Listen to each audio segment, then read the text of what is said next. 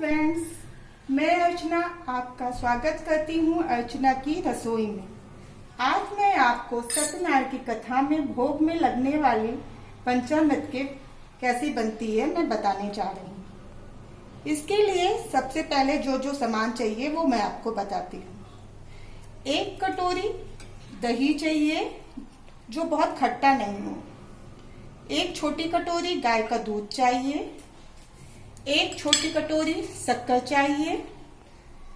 घिसा हुआ नारियल चाहिए, गरी सूखी हुई जो होती है। 8-10 दाने मखाने के चाहिए। 1 छुहारा चाहिए। 2 बादाम कटे हुए। 8-10 दाने चिरौंजी के। 2 तुलसी के पत्ते। ये घी चाहिए 1-2 बूंद डालने के लिए। गंगा जल है ये शहद है। पंचामृत में 5 चीजें पड़ती हैं, वो बहुत ही जरूरी होती है 5 चीजें डालना। सबसे पहले क्या करते हैं, ये दही आप इस बाउल में डालिए।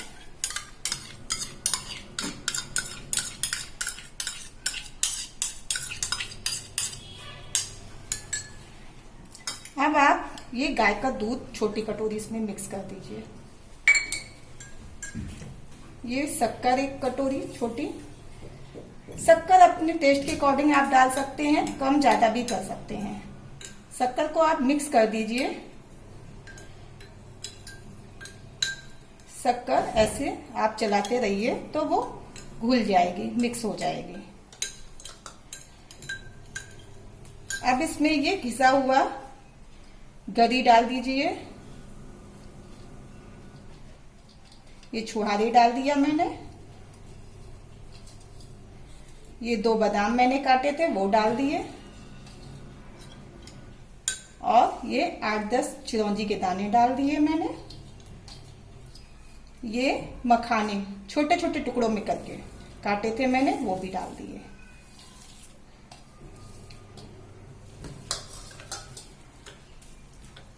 ये सब मिक्स कर दिया।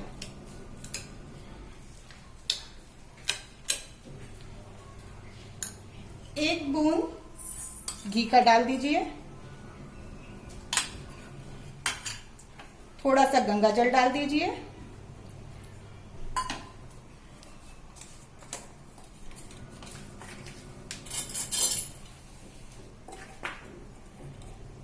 ये थोड़ा सा शहद।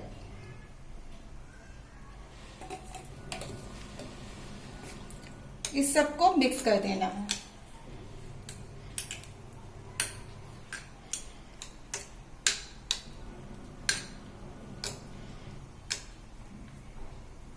अब ये तुलसी की पत्ती भी डाल दीजिए। लीजिए, तैयार है आपके सत्यनारायण की कथा के लिए पंचामृत। नमस्कार।